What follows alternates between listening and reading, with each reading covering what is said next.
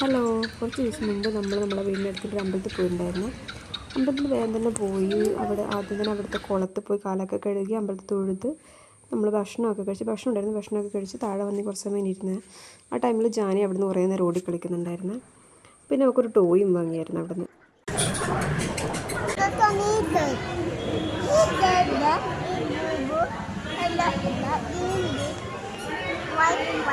That's not white. Purple.